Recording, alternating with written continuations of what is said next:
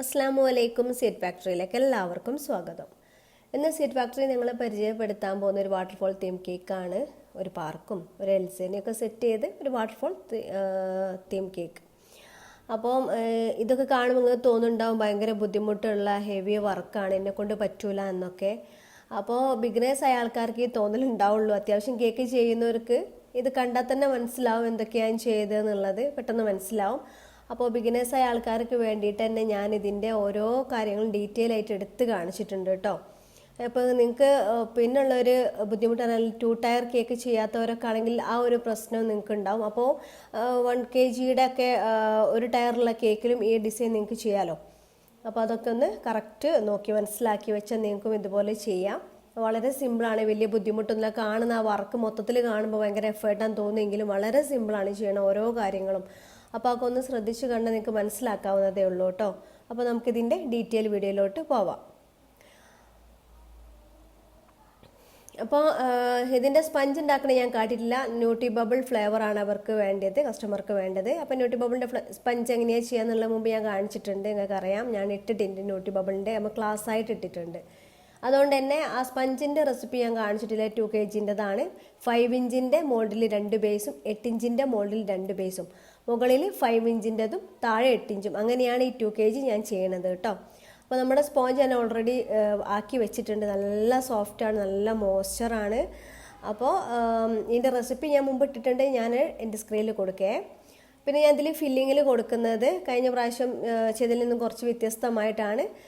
ഇത് കണ്ടൻസ്ഡ് മിൽക്കിലോട്ട് കുറച്ച് ബൂസ്റ്റ് ഇട്ട്, അതായത് ആദ്യം ചൂടുള്ള പാലിലോട്ട് കുറച്ച് ബൂസ്റ്റ് ഇട്ട്, ബൂസ്റ്റ് ഒന്ന് മെൽറ്റാക്കിയ ശേഷം അതിലേക്ക് മിൽക്ക് മെയ്ഡ് വെച്ചു. അതാ കുറച്ച് ലൂസായിട്ടിരിക്കുന്നത്, തണുക്കുമ്പോൾ അത് സെറ്റ് ആയിക്കോളും. പിന്നെ കുറച്ച് ആൽമണ്ടും പീനട്സും കൂടി ഒന്ന് റോസ്റ്റ് ചെയ്തിട്ട് ക്രഷ് ചെയ്ത് വെച്ചു. അതുപോലെ തന്നെ പാലും കണ്ടൻസ്ഡ് മിൽക്കും കുറച്ച് വെള്ളവും കുറച്ച് പഞ്ചസാരയും ചേർത്തൊരു മിക്സാണ് ഷുഗർ സിറപ്പ്. അപ്പോൾ ഇത് ഞാൻ ജസ്റ്റ് അങ്ങ് ഓടിച്ചിട്ട് പറഞ്ഞു പോവുകയാണ്. റെസിപ്പീസിൻ്റെ ഡീറ്റെയിൽസ് ഞാൻ എൻ്റെ സ്ക്രീനിൽ മുൻപത്തെ കേക്കിൻ്റെ ഇത് വിടാം, അപ്പോൾ മനസ്സിലാവും. അപ്പോൾ ഐസിങ് ചെയ്യുക, ഫില്ലിങ് ബൂസ്റ്റിൻ്റെയും മിൽക്ക് മെയ്ഡിൻ്റെയും ഒരു സംഭവം കൊടുക്കുക, പിന്നെ നട്ട്സ് ഇടുക. അപ്പം ഞാനിത് ബിഗിനേഴ്സായ ആൾക്കാർ ഇത് തുടക്കത്തിൽ ഇപ്പോൾ നമ്മുടെ വീഡിയോ കാണുന്ന ഒരാളൊക്കെ ആണെങ്കിൽ അവർക്ക് റെസിപ്പി വേണമെന്നുണ്ടെങ്കിലേ ഞാൻ എൻ്റെ സ്ക്രീനിൽ ഇത് കൊടുക്കുമെങ്കിലും ജസ്റ്റ് ഒന്ന് ആ മെത്തേഡ് കണ്ടോട്ടെന്ന് വിചാരിച്ചിട്ട് ഞാൻ ചെറിയ ചെറിയ ഭാഗങ്ങളൊക്കെ ഒന്ന് വൈഡായിട്ട് കാണിക്കാണ്ട് ഇതൊക്കെ കാണിക്കുന്നുണ്ട് കേട്ടോ. അപ്പോൾ അത് കുറച്ച് ലൂസായെന്ന് വെച്ചാൽ നേരി ചൂടുണ്ട്, പിന്നെ കുറച്ച് കൈയാണ് തിക്കാവാൻ. അപ്പോൾ ഞാൻ ചെയ്ത് വെച്ച് സ്പഞ്ചും എല്ലാം റെഡിയാക്കി വെച്ചപ്പോഴാണ് ഇത് ചെയ്യാൻ പോയത്. അപ്പോൾ കുറച്ചൊരു ലൂസ് ഉണ്ട് കേട്ടോ, പ്രശ്നമില്ല. പിന്നെ അങ്ങ് ടൈറ്റ് ആയിക്കോളും. അങ്ങനെ ഞാൻ 8 ഇഞ്ചിൻ്റെ മോൾഡ് ചെയ്ത് കേക്കൊക്കെ ഇതുപോലെ ഫില്ലിങ് കൊടുത്ത് ക്രം കോട്ടിങ് ചെയ്ത് ഫ്രിഡ്ജിലോട്ട് വെക്കുകയാണ്. അപ്പോൾ എല്ലാ ലെയറിലും അതുപോലെ തന്നെ ചെയ്ത് നട്ട്സ് ഇട്ട് കൊടുത്തു, പിന്നെ നമ്മുടെ കണ്ടൻസ്ഡ് മിൽക്കിൻ്റെയും ബൂസ്റ്റിൻ്റെയും കണ്ടൻറ്റ് ഇട്ട് കൊടുത്തു. അപ്പോൾ 8 ഇഞ്ചിൻ്റെ 2 മോൾഡിലായിട്ടാണ് ഞാൻ ബാറ്റർ ചെയ്തത്. അതുപോലെ തന്നെ 5 ഇഞ്ചിൻ്റെ 2 മോൾഡിലായിട്ടാണ് ഞാൻ ഇത് ചെയ്തത് കേട്ടോ. അപ്പോഴേ നമുക്ക് കൂടുതൽ ലെയറായിട്ട് കട്ട് ചെയ്തെടുക്കാൻ പറ്റും. അപ്പോൾ 3 6 ലെയറായിട്ട് കിട്ടിയിട്ടുണ്ട് ഇത് നമ്മുടെ 5 ഇഞ്ചിൽ ചെയ്തത്. അപ്പോൾ പിന്നെ ശ്രദ്ധിക്കേണ്ട ഒരു കാര്യം, നിങ്ങൾ താഴെ കൊടുക്കുന്ന, അതായത് മുകളിൽ കൊടുക്കുന്ന കേക്കിൻ്റെ ഏറ്റവും അടിയത്തെ പീസ് കുറച്ച് വണ്ണത്തിൽ കട്ട് ചെയ്യാൻ ശ്രമിക്കുക. എന്ന് വെച്ചാൽ നമുക്ക് എടുത്ത് വെക്കുമ്പം നൈഫ് കൊണ്ട് എടുത്ത് പൊക്കുന്ന സമയത്തെ ആ ഒരു പീസ് കുറച്ച് വണ്ണമുള്ളാക്കാൻ ശ്രമിക്കുക. അതിൽ ഷുഗർ സിറപ്പ് കുറയ്ക്കുക. അപ്പോൾ എന്താവും, അതെടുത്ത് വെക്കുമ്പോൾ കുറച്ചൊരു ഹാർഡായ സ്പോഞ്ചാണ് ഏറ്റവും താഴെ നല്ലത്. ഇത് ഓൾറെഡി നമ്മുടെ സ്പോഞ്ച് നല്ല സോഫ്റ്റാണ്. ഇനി അതിലേക്ക് ഷുഗർ സിറപ്പ് ഒരുപാട് ഒഴിക്കുമ്പോൾ ഭയങ്കരമായിട്ട് മോയ്സ്ചറാവും. അതുകൊണ്ട് തന്നെ ഞാൻ താഴത്തെ പീസിൽ അധികം ഷുഗർ സിറപ്പ് ഒഴിച്ചിട്ടില്ല. അപ്പോൾ 2 കേക്കും ഇതുപോലെ ക്രം കോട്ടിങ് ചെയ്ത് ഫ്രിഡ്ജിലോട്ട് വെക്കുകയാണ്. അപ്പോൾ എസ്പെഷ്യലി ഈ 5 ഇഞ്ചിൽ ചെയ്യുന്ന കേക്കിന് ഒരു പ്രത്യേകത ഉണ്ട്. നമ്മുടെ 8 ഇഞ്ചിലോ മറ്റിഞ്ചിലോ ചെയ്യുന്ന ലെയറും സ്പഞ്ചിൻ്റെ ലെയറുകൾ പോലെയല്ല, പെട്ടെന്ന് ഷെയ്ക്ക് ചെയ്യും, ഇത് തെന്നിപ്പോവും. കാരണം വീതി അടിയിലധികം വരുന്നില്ലല്ലോ, വീതി കുറവും ഹൈറ്റ് കൂടുതലുമാണ് 5 ഇഞ്ചിൽ ചെയ്യുമ്പോൾ ഉണ്ടാവും. അപ്പോൾ പെട്ടെന്ന് തന്നെ നിങ്ങൾ ആ സ്ക്വയർ കുത്തി വെക്കുക, എല്ലാ ലെയറിനെയും ഒന്ന് സപ്പോർട്ട് ചെയ്യാൻ വേണ്ടിയിട്ട്. അതൊക്കെ ഒന്ന് ശ്രദ്ധിച്ചാൽ മാത്രം മതി. എന്നിട്ട് ഇതും ക്രം കോട്ടിങ് ചെയ്തിട്ട് ഞാൻ ഫ്രിഡ്ജിലോട്ട് വെക്കുകയാണ് കേട്ടോ. അപ്പോൾ ഞാൻ ആ ക്രം കോട്ടിങ് ചെയ്ത് വെച്ചത് രാത്രിയാണ്. അപ്പോൾ രാത്രി ക്രം കോട്ടിങ് ചെയ്ത് ഒരു ഓവർനൈറ്റ് തണുത്ത കേക്കാണ് കേട്ടോ ഇത്.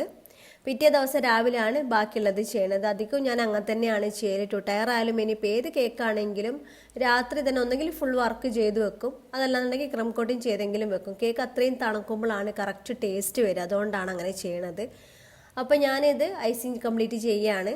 അപ്പോൾ പൈപ്പിംഗ് ബാഗിൽ ക്രീം ആക്കിയിട്ട് അതിൻ്റെ അറ്റം സൈഡിൽ ചെറുതായിട്ടൊന്ന് കട്ട് ചെയ്ത് കൊടുത്തിട്ട് ഫുള്ളായിട്ട് ചുറ്റിച്ച് കൊടുക്കുക ക്രീം. എന്നിട്ട് സ്ക്രാപ്പർ കൊടുക്കുക. പിന്നെ നൈഫ് വെച്ചിട്ട് ഫിനിഷിംഗ് ആക്കുക. ഇതൊക്കെ ഞാൻ മുൻപ് ടയർ കേക്ക് ചെയ്തതിലൊക്കെ കാണിച്ചിട്ടുണ്ട് ഡീറ്റെയിൽ ആയിട്ട്.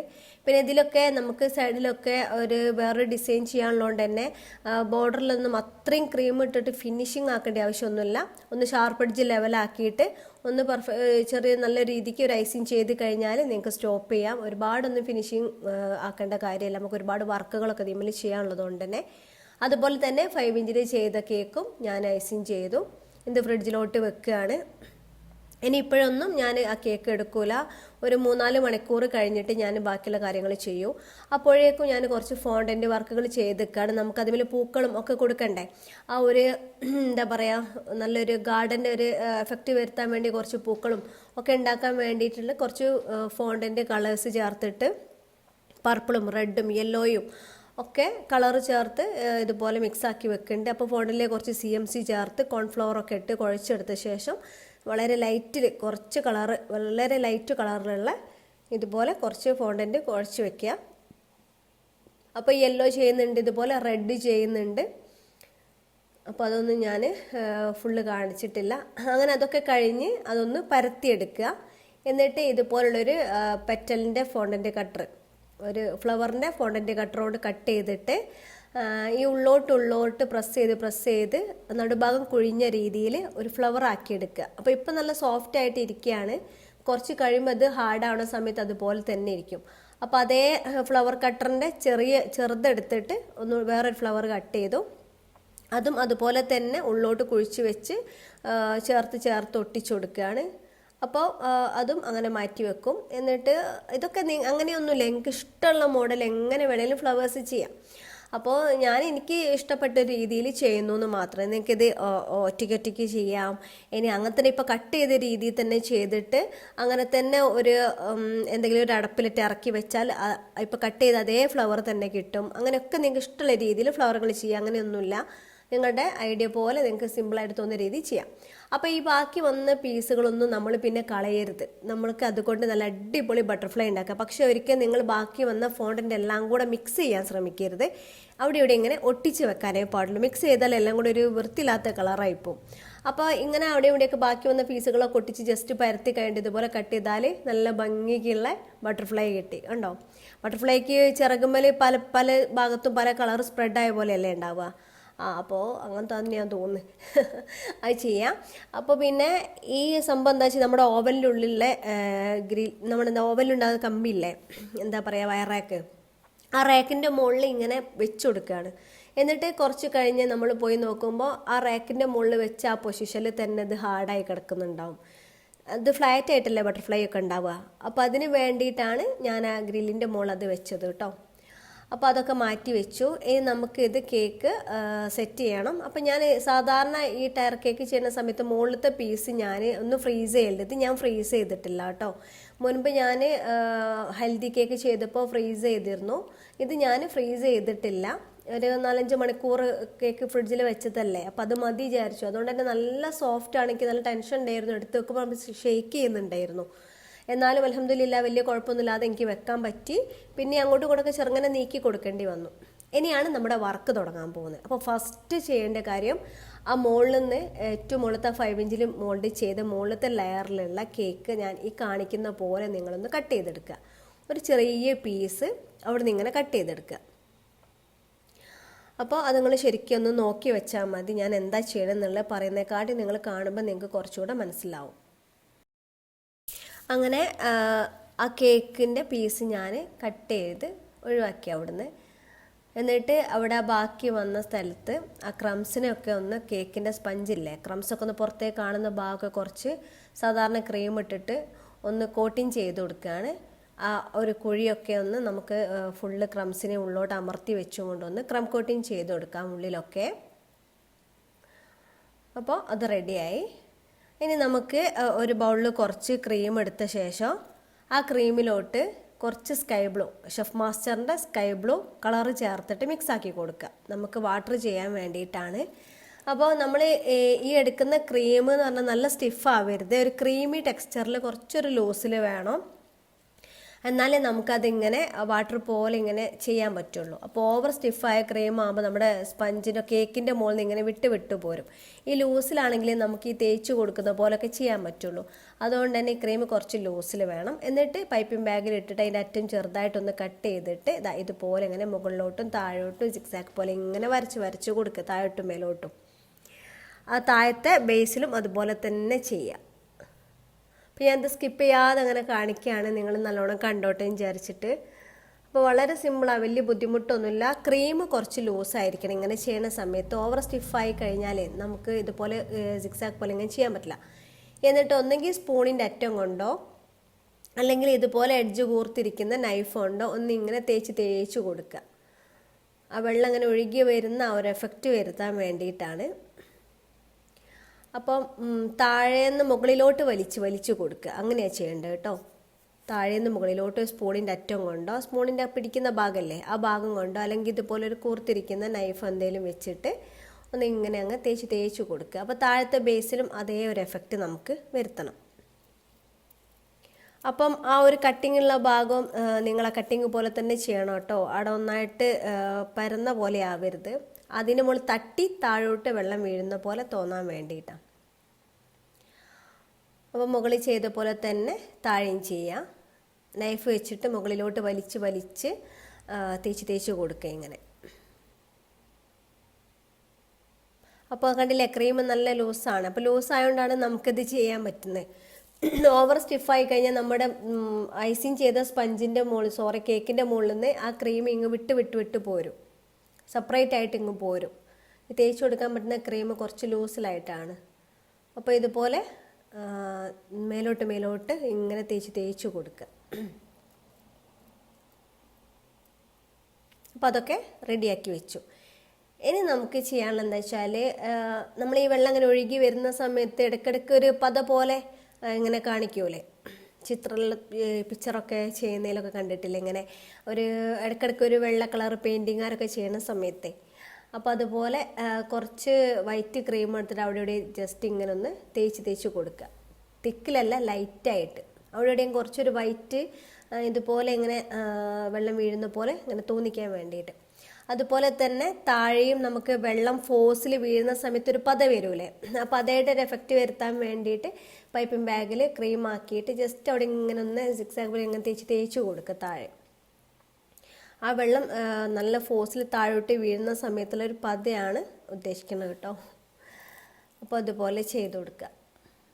അപ്പോൾ അത്രയും റെഡിയായി അല്ലേ. ഇനി ഞാനത് ഫ്രിഡ്ജിലോട്ട് വെച്ച് കൊടുക്കുകയാണ്.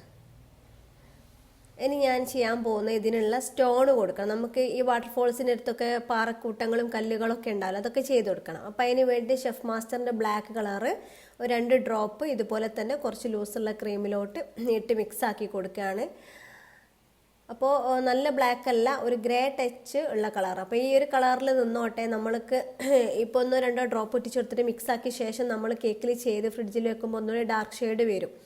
അതുകൊണ്ട് തന്നെ ഒരുപാട് ബ്ലാക്ക് കൊടുക്കണമെന്നില്ല, ഒരു ഗ്രേ ടച്ച് ഒന്നും കുറച്ചും കൂടെ ഒന്ന് ഡാർക്ക് ഗ്രേ ആയാൽ മതി. എന്നിട്ട് പൈപ്പിംഗ് ബാഗിൽ ഇട്ടിട്ട് അതിൻ്റെ അറ്റം കുറച്ച് വണ്ണത്ത് തന്നെ കട്ട് ചെയ്യുക. എന്നിട്ട് വലിയ സ്റ്റോൺസ് കൊടുക്കാനാണ്. അതുപോലെ തന്നെ മറ്റൊരു പൈപ്പിംഗ് ബാഗിൽ സെയിം ക്രീം ആക്കിയിട്ട് അതിൻ്റെ അറ്റം ചെറുതായി കട്ട് ചെയ്ത് കൊടുത്തിട്ടുണ്ട്. അതെന്തിനാ വെച്ചാൽ കുഞ്ഞു കല്ലുകളൊക്കെ വരുത്താൻ വേണ്ടിയിട്ട്. അപ്പോൾ മുകൾ ഭാഗത്തൊക്കെ അങ്ങനെ കൂർത്തിരിക്കുകയാണെങ്കിൽ അവിടെയൊക്കെ നൈഫോ സ്പൂൺ എന്തെങ്കിലും വെച്ചിട്ടൊന്ന് കല്ലിൻ്റെ പോലെ ഒന്ന് വരുത്തണം കേട്ടോ. അങ്ങനെ മുട്ട് പോലെ നിൽക്കരുത്. കല്ലെന്ന് പറഞ്ഞാൽ ഷേപ്പൊന്നും ഇല്ലാതല്ലേ ഉണ്ടാവുക. അപ്പോൾ ആ ഷേപ്പിലൊക്കെ ഒരു മാറ്റം വരുത്തുക, നിങ്ങളുടെ ഐഡിയ ഒക്കെ പോലെ അതൊക്കെ ചെയ്യാം. ഇതുപോലെ ആ ഒരു കറക്റ്റ് നമ്മൾ ക്രീമാണെന്ന് തോന്നരുത്, ഒരു കല്ലിൻ്റെ എഫക്റ്റ് വരുത്താൻ വേണ്ടി ജസ്റ്റ് അങ്ങനെയൊക്കെ ആ മുഴ പോലെയുള്ളതൊക്കെ ഒന്ന് പരന്ന പോലെയൊക്കെ ആക്കി കൊടുക്കുക. അതൊക്കെ നിങ്ങളുടെ ഒരു ഐഡിയ പോലെ ചെയ്യുക. അപ്പോൾ മുകളിൽ ഞാൻ സ്റ്റോൺ കൊടുത്തു, അതുപോലെ തന്നെ താഴെ സൈഡിലൊക്കെ കൊടുക്കുന്നുണ്ട്. അപ്പോൾ കുഞ്ഞു കല്ലുകളും വലിയ കല്ലുകളും ഒക്കെ ഉണ്ട്. അപ്പോൾ ഇതൊക്കെ ചെയ്ത് വെക്കുക.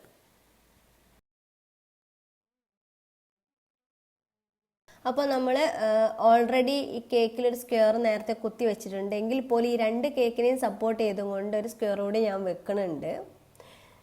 കാരണം വെച്ചാൽ നമ്മൾ 5 ഇഞ്ച് ചെയ്യുന്ന കേക്ക് ആകുമ്പം ഹൈറ്റ് കൂടുതലും അടി അധികം പരുപ്പില്ലാതെ ഇരിക്കുന്ന സമയത്ത് പെട്ടെന്ന് അത് മറിഞ്ഞു പോകാനോ തെന്നിപ്പോവാനോ ഒക്കെ സാധ്യതയുണ്ട്. അത് മാത്രമല്ല നമ്മുടെ കേക്ക് നല്ല സോഫ്റ്റുമാണ്.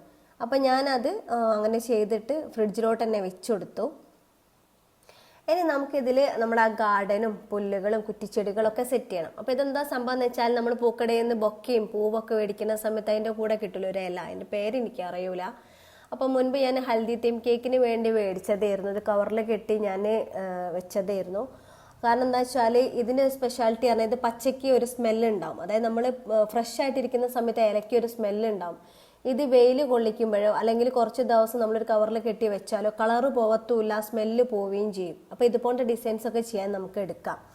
അപ്പോൾ ഞാൻ അന്ന് വാങ്ങിച്ചതായിരുന്നു, കവറിലിട്ട് വെച്ചതായിരുന്നു. അങ്ങനെ കുത്തി വെച്ച് കൊടുത്തു അവിടെ ആയിട്ട്. ഇനി നമുക്ക് കേക്കിൻ്റെ ടോപ്പിൽ നമുക്കൊരു ഗ്രാസ് എഫക്റ്റ് വരുത്തണം, പുല്ലുകളുടെ. അപ്പോൾ അതിന് വേണ്ടി ഒരു ഗ്രാസ് നോസിൽ മാജിക്കിൻ്റെ ഗാർഡൻ ലീഫ് കളറ് ചേർത്ത് ക്രീം ഒന്ന് മിക്സ് ചെയ്തിട്ട് ഇതുപോലെ കുത്തി കുത്തി എടുക്കുകയാണ്. അപ്പോൾ മറ്റു ക്രീമിനെ കൊണ്ട് പറഞ്ഞതിൽ വ്യത്യസ്തമായിട്ട് നമുക്ക് ഈ ഗ്രാസ് ചെയ്യാൻ ക്രീം നല്ല സ്റ്റിഫായിരിക്കണം. നല്ല സ്റ്റിഫ് വെച്ചാൽ നല്ല സ്റ്റിഫായിരിക്കണം, എങ്കിൽ മാത്രമേ നമുക്കൊരു ഗ്രാസ് പോലെ നൂല് പോലെ കിട്ടുള്ളൂ. അപ്പോൾ ഞാൻ ക്രീം ബീറ്റ് ചെയ്തതിന് കുറേശ്ശെ എടുത്തിട്ട് ഓരോ കാര്യങ്ങളും ചെയ്യുന്നത്. അപ്പോൾ ചെയ്ത് വന്നപ്പോഴേക്ക് എന്നെ ഫസ്റ്റ് കിട്ടിയ ആ ഒരു പുല്ലിൻ്റെ എഫക്റ്റ് പിന്നെ കിട്ടുന്നില്ല, പിന്നെ മുട്ടുമുട്ട് പോലെയൊക്കെ ഒഴുകി വരുന്നത്. അപ്പോൾ ഞാൻ എന്ത് ചെയ്തു, ബാക്കി വന്ന പച്ച ക്രീം കൊണ്ട് അവിടെ അങ്ങ് തേച്ച് കൊടുത്തു. ഒരു ഗ്രൗണ്ട് പോലെ, ഗ്രൗണ്ടിലൊരു പച്ച കളർ പോലെ അങ്ങ് സെറ്റ് ചെയ്ത് കൊടുത്തു. ഒരു ഡിസോർഡറായിട്ട് അങ്ങ് ചെയ്ത് കൊടുത്തു പച്ച കളറിൽ മുകൾ ഭാഗത്ത്, കണ്ടില്ലേ? അത് ആ ക്രീം പുല്ല് പോലെ കൊടുക്കാൻ ഉദ്ദേശിച്ചതായിരുന്നു. അപ്പോൾ ക്രീം ലൂസായപ്പോൾ അതുപോലെ അങ്ങ് തേച്ച് കൊടുത്തു. അപ്പോൾ അത് കുറച്ചുകൂടി ഭംഗിയായിട്ട് അങ്ങനെ ചെയ്തപ്പോൾ. അപ്പോൾ ബാക്കി ആ വൈറ്റ് കളർ കാണിക്കുന്ന പോർഷനിൽ കുറച്ച് മണ്ണ് നമുക്ക് ചെയ്യണം. ഒരു ഗ്രൗണ്ടിൽ മണ്ണൊക്കെ ഉണ്ടാവില്ലേ, അപ്പോൾ അവിടെ ടൈഗർ ബിസ്ക്കറ്റ് മിക്സിൻ്റെ ചെറിയ ജാറിലിട്ടൊന്ന് പൊടിച്ചെടുത്തതാണ്. പൊടിച്ചെടുത്തിട്ട് അത് ഇതുപോലെ അങ്ങ് പച്ച കളറിലേക്കും ആ സ്റ്റോണുമിലേക്കും വാട്ടർഫോളിൻ്റെ അതിലേക്കൊന്നും ആവാത്ത രീതിയിൽ ഒന്ന് സ്പ്രെഡ് ചെയ്ത് കൊടുക്കുക. അപ്പോൾ കൈകൊണ്ടോ നിങ്ങളുടെ സൗകര്യം പോലെ സ്പൂൺ കൊണ്ടോ എങ്ങനെ വെച്ചാൽ അതുപോലെ വൃത്തിക്ക് അധികം അവിടെ ഇവിടെയൊന്നും ആവാത്ത രീതിയിൽ ഇട്ട് കൊടുക്കുക. ഇനിയിപ്പോൾ നിങ്ങൾക്ക് വേണമെന്നുണ്ടെങ്കിൽ ആദ്യം ഈ ഒരു ബിസ്ക്കറ്റിൻ്റെ ഇതിട്ട് കൊടുത്ത ശേഷം ആ പുല്ലും ഇതൊക്കെ കൊടുത്താലും മതി കേട്ടോ. ഞാനപ്പോൾ ഇങ്ങനെ ചെയ്ത് പോയെന്നേ ഉള്ളൂ. അപ്പോൾ അതൊക്കെ നിങ്ങളുടെ സൗകര്യം പോലെ ഐഡിയ പോലെ മാറ്റങ്ങളൊക്കെ വരുത്തുക.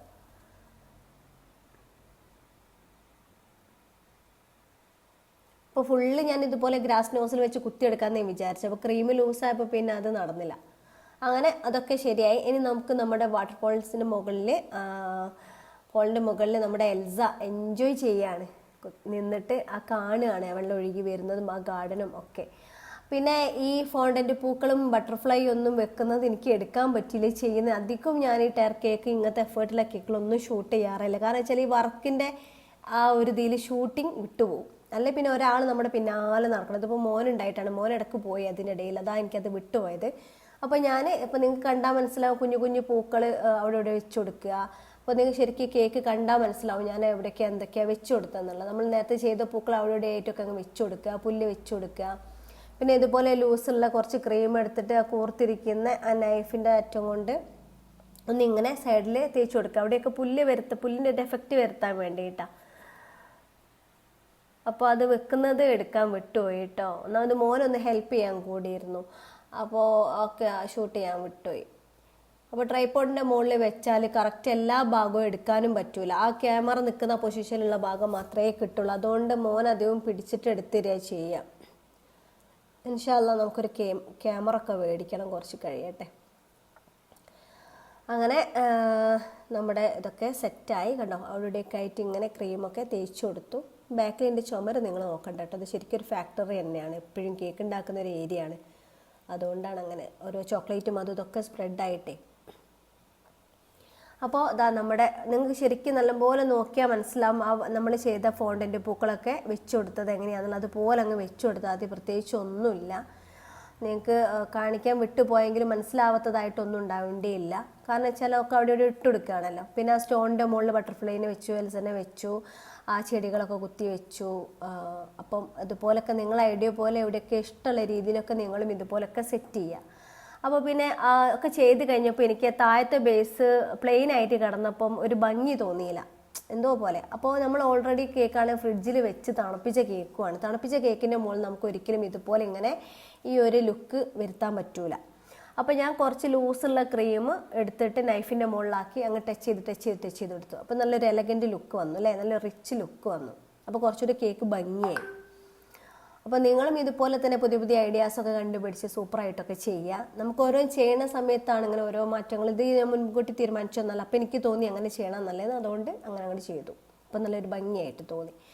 അങ്ങനെ നമ്മുടെ വാട്ടർഫോൾ തീം കേക്ക് ഇവിടെ റെഡി ആയിരിക്കുകയാണ്. അപ്പം എല്ലാവർക്കും മനസ്സിലായിട്ടുണ്ടാവും വിചാരിക്കുന്നു. ഡിസൈൻസ് ഫ്ലവർ വെക്കുന്നത് എനിക്ക് കാണിക്കാൻ വിട്ടുപോയി വിഷമിക്കേണ്ടത്, നിങ്ങൾക്ക് മനസ്സിലാവുന്നുണ്ടല്ലോ ഞാൻ എന്തൊക്കെയാണ് ചെയ്തതെന്നുള്ളത്. ഒരു ഏകദേശം ഐഡിയ കിട്ടിയല്ലോ നിങ്ങൾക്ക്. അപ്പോൾ എല്ലാവരും 1 kg കേക്കിലും എൻറ്റയർ കേക്കിലും ഒക്കെ ഇതുപോലെ ട്രൈ ചെയ്ത് നോക്കുക. ഇനിയിപ്പോൾ കസ്റ്റമർ ഓർഡർ തന്നിട്ടില്ലേ വീട്ടിലെ കുട്ടികളെ ബർത്ത്ഡേക്കൊക്കെ ചെയ്ത് കൊടുത്തിട്ടൊന്ന് ട്രൈ ചെയ്ത് നോക്കിയിട്ട് എന്നെ ഫീഡ്ബാക്കൊക്കെ അറിയിക്കുക. പിന്നെ പറയുമ്പോൾ നല്ല കാര്യങ്ങളും നെഗറ്റീവ്സൊക്കെ പറയണം കേട്ടോ. നിങ്ങൾ അധികവും കമൻറ്റ് ശ്രദ്ധിക്കലുണ്ട്. എന്നെ നല്ല രീതിയിൽ സപ്പോർട്ട് ചെയ്ത് തന്നെ പറയുള്ളൂ. അതല്ല, നമ്മുടെ മിസ്റ്റേക്സ് ഒക്കെ ഉണ്ടെങ്കിൽ അതും നിങ്ങൾ കമൻറ്റ് വഴി അറിയിക്കണം. പലരും അതങ്ങനെ പറയൽ തുടങ്ങിയ ശേഷം ഇൻസ്റ്റഗ്രാമിൽ എനിക്ക് വോയിസ് കുറഞ്ഞു പോയി, അതല്ലാന്നുണ്ടെങ്കിൽ നമുക്ക് കുറച്ചുകൂടി ക്ലാരിറ്റി അങ്ങനെയൊക്കെ പലരും പറയുമ്പോൾ ഞാനത് ഇമ്പ്രൂവ്മെൻറ്റ് വരുത്താൻ ശ്രമിക്കലുണ്ട്. അപ്പോൾ ഈ കേക്ക് എല്ലാവർക്കും ഇഷ്ടമായിട്ടുണ്ടാവും എന്ന് വിചാരിക്കുന്നു. അടുത്തൊരു വീഡിയോയിൽ പുതിയ റെസിപ്പിയോ അല്ലെങ്കിൽ നിങ്ങൾക്ക് യൂസ്ഫുൾ ആവുന്ന മറ്റെന്തെങ്കിലും ടിപ്സോ ഐഡിയാസോ ഇനിയൊക്കെ ആയിട്ട് വരുന്നവരെ താങ്ക്സ് ഫോർ വാച്ചിങ്.